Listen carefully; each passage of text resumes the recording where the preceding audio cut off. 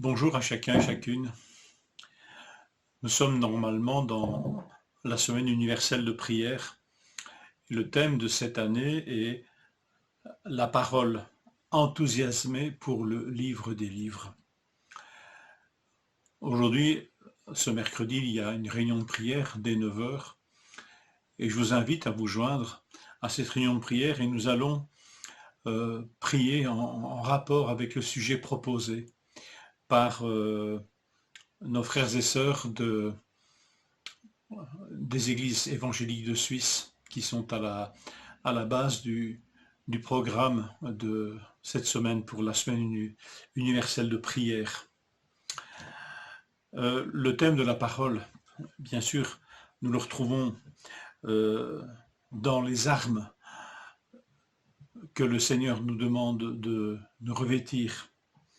Nous trouvons ainsi « Faites bon accueil au casque du salut » Éphésiens 6, 17, et à l'épée de l'esprit, c'est-à-dire la parole de Dieu. Et immédiatement après, faites en tout temps par l'esprit toutes sortes de prières. L'arme de la parole de Dieu est la prière.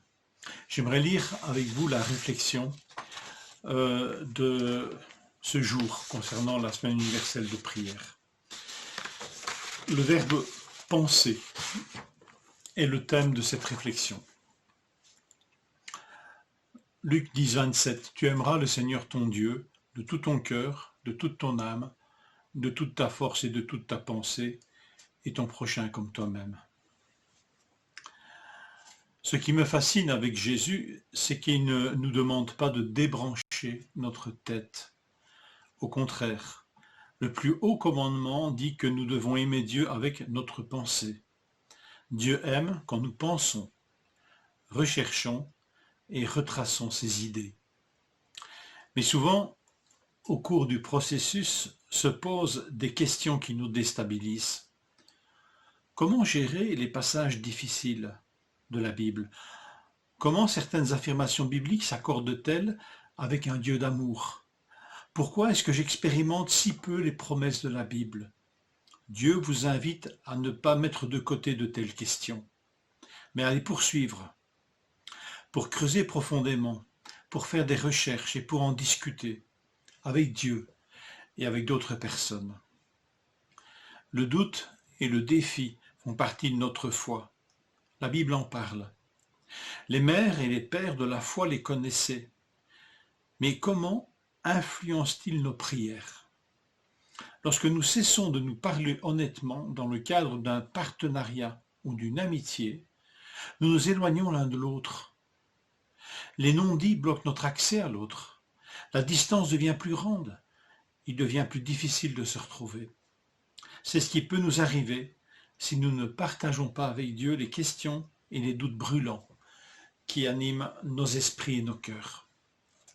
Les psaumes nous montrent comment, au lieu de garder nos distances, nous pouvons rester en dialogue avec Dieu. Ceux qui prient se lamentent et ouvrent leur cœur à Dieu, par exemple dans le psaume 13 et le psaume 69. Honnêtement et sans mâcher les mots, les pensées sont exprimées, sans fioriture.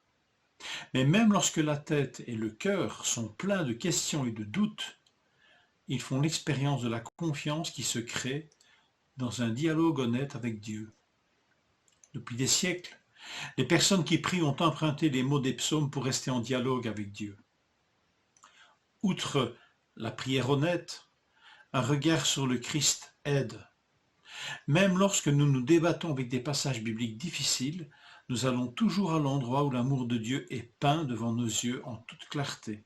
Lorsque je regarde Jésus, il me semble évident que sa promesse s'applique à moi. Ma foi ne dépend pas de mes sentiments ou de mes pensées, mais de ses promesses. Couchez-vous dedans, comme dans un lit de plumes douces. Respirez-les ces promesses, car Jésus est pour nous. Romains 8, versets 38 et 39. Que cela puisse nourrir notre prière et nous préparer pour cette réunion de prière d'aujourd'hui, dès 9 heures. Je vous invite vraiment à partager ce temps de prière à vous joindre à ceux qui ont pris l'habitude de le faire.